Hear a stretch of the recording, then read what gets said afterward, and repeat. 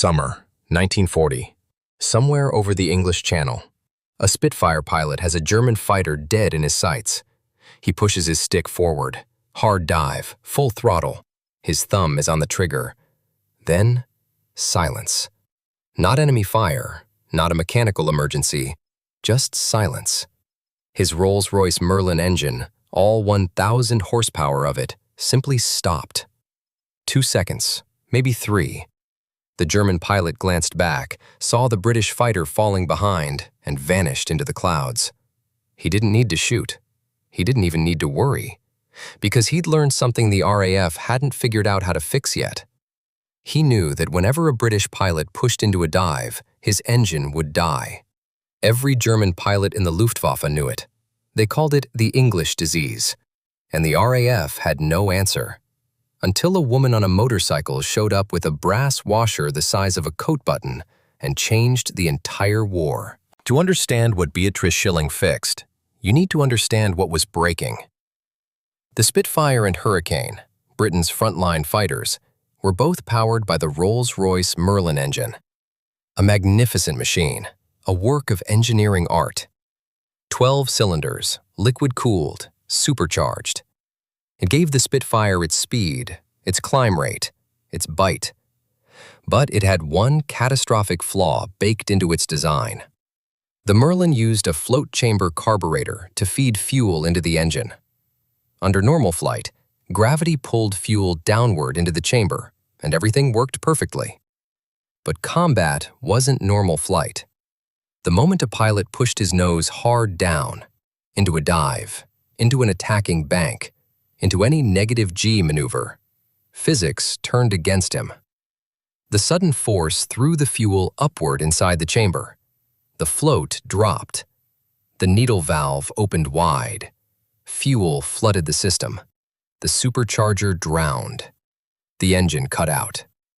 Sometimes it restarted in 2 seconds, sometimes 3. Sometimes it didn't restart at all. 2 seconds doesn't sound like much. In a car, on a motorway, you'd barely notice. In a dogfight at 400 miles per hour, 2 seconds is an eternity. It's enough time for the German pilot you were chasing to circle back and put cannon rounds through your cockpit. The Germans had no such problem. Their Daimler-Benz DB601 engine used direct fuel injection. No float chamber, no flooding.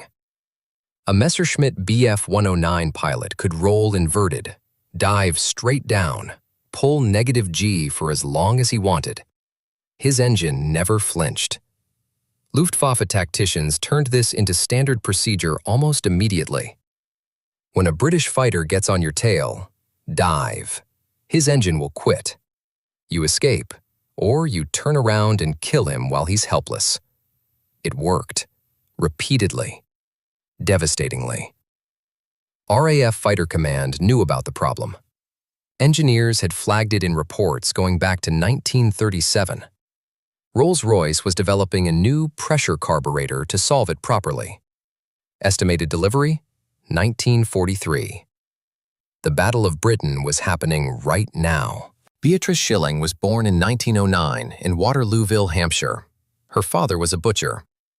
Her future, by every social expectation of the time, was supposed to be modest and domestic.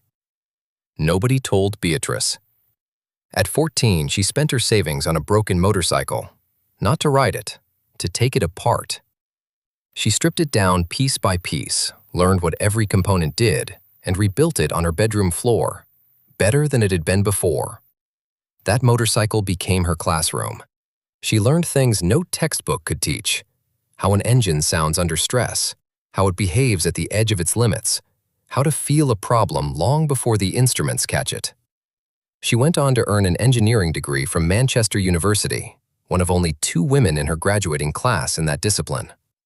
In 1936, the Royal Aircraft Establishment at Farnborough recruited her as a scientific officer, a remarkably rare position for any woman at the time.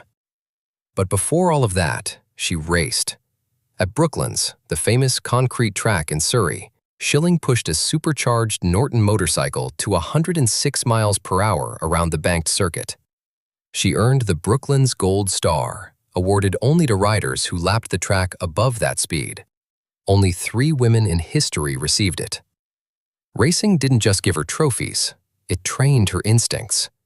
She understood, in a deeply physical way, how machinery responded to pressure and how it failed. By 1940, she was the RAF's principal specialist on aircraft carburetors, and the carburetors were killing people. Shilling studied the problem through the winter of 1940. She read maintenance reports, combat logs, pilot testimonies. She ran tests. She asked questions nobody senior to her seemed to be asking urgently enough. The answer she arrived at was almost embarrassingly simple. If negative G caused too much fuel to flood the carburetor, restrict the fuel flow.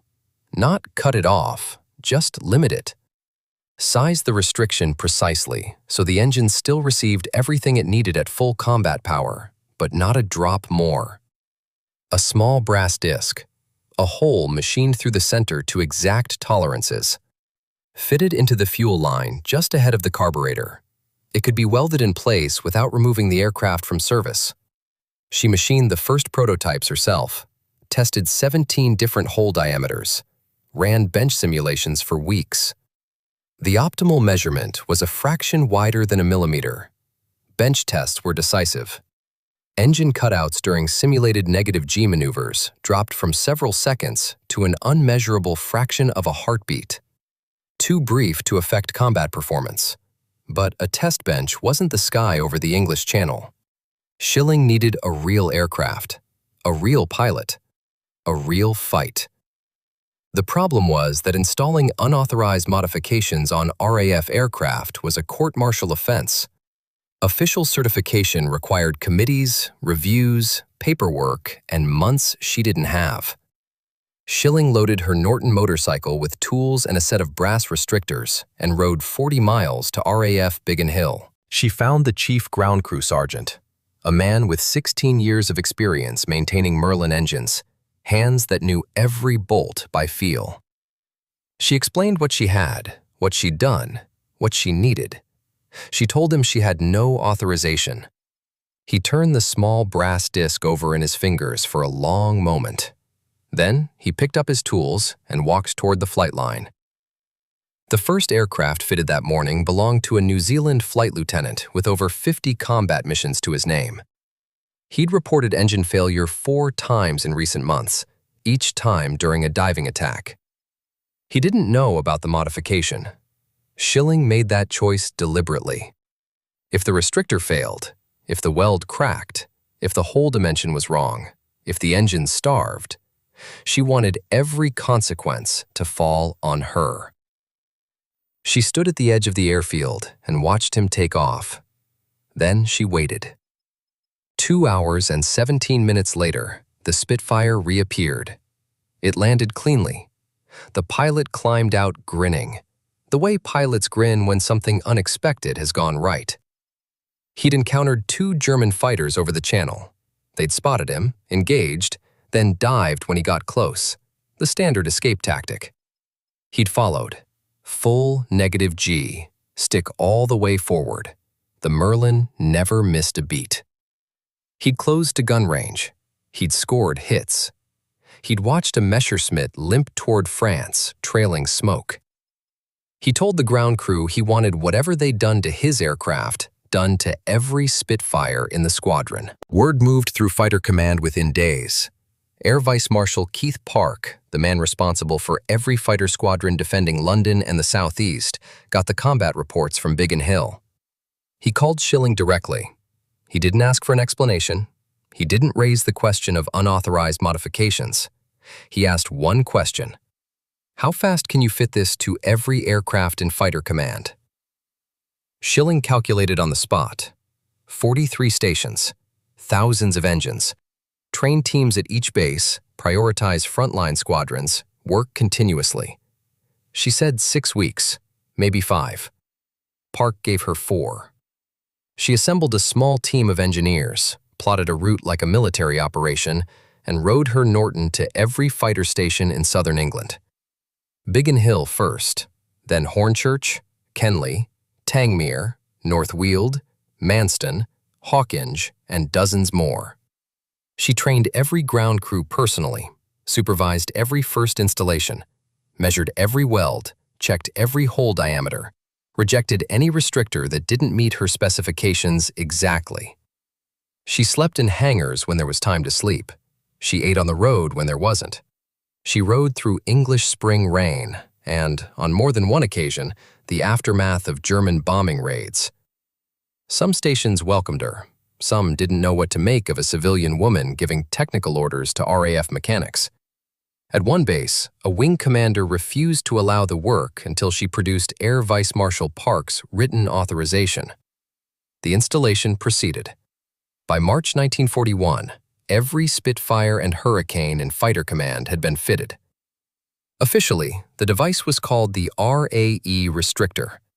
Pilots called it something else. Sir Stanley Hooker, lead supercharger engineer at Rolls-Royce, gave it the name that stuck in RAF folklore forever: Miss Shilling's orifice. Fighter Command tracked everything.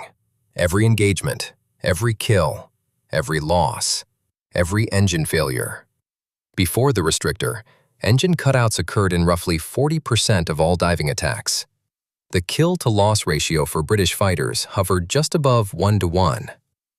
After, engine cutouts became statistically negligible. The kill-to-loss ratio more than doubled. But statistics don't capture what actually changed. What changed was hesitation. Before Shilling's modification, every British pilot who lined up a diving attack carried a fraction of doubt in the back of his mind. Would the engine hold?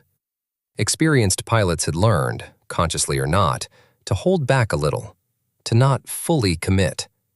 After, that doubt was gone. Pilots described it as flying a different aircraft. Attacks that previously ended in aborted dives now ended in confirmed kills. Men who had been unconsciously defensive became aggressive. The whole character of air combat shifted. Luftwaffe intelligence noticed within weeks. After-action reports from April 1941 began noting that British fighters were no longer breaking off diving pursuits. The tactical maneuver that had given German pilots a reliable escape route had stopped working. Quietly, German tactical training manuals dropped the section that told pilots to exploit British engine weakness. The English disease had been cured. The restrictor remained in service until 1943, when Rolls-Royce finally delivered the pressure carburetor that solved the underlying problem permanently. But even then, converting aircraft required 8 hours per engine, too long to ground frontline squadrons. Many planes flew with Miss Shilling's orifice until 1944, some until the war ended entirely. It cost less than £1 to manufacture. Shilling didn't stop working. She developed cold weather start procedures for Spitfires deployed to Arctic Russia, where temperatures reached -40 and fuel lines froze solid. She researched high-altitude performance modifications that improved engine output above 30,000 feet.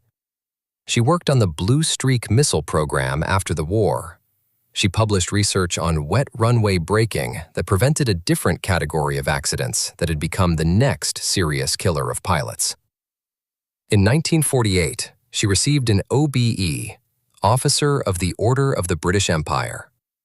The citation referenced services to aviation. It didn't mention the brass washer. She never reached director-level positions at the RAE. Those positions went to men. There were no written rules about it. There didn't need to be. She retired in 1969, spent her final years the way she'd spent her first years, building motorcycles, restoring engines, racing at classic events, maintaining the same Norton she'd owned since she was a teenager. She died in November 1990, age 81. In the spring of 1941, the RAF was losing pilots faster than training programs could replace them. A design flaw known since 1937 had gone unfixed through budget arguments, committee reviews, and competing priorities. The proper engineering solution was still 2 years away. One woman decided that was unacceptable. She machined a brass disc the size of a coat button. She tested it until she was certain. She rode a motorcycle through the English countryside, and installed it in combat aircraft without permission, accepting full personal responsibility for the consequences. If she had been wrong, she would have been court-martialed, possibly imprisoned. Her career and reputation destroyed. She wasn't wrong. The pilots who came home in part because of her. The families that stayed whole in part because of her. The young men who lived long enough to grow old, many of them never knew her name. A woman most of the RAF had never heard of, riding a Norton motorcycle, carrying a pocket full of brass washers, and refusing to wait for permission while people were dying. That's how history actually gets changed.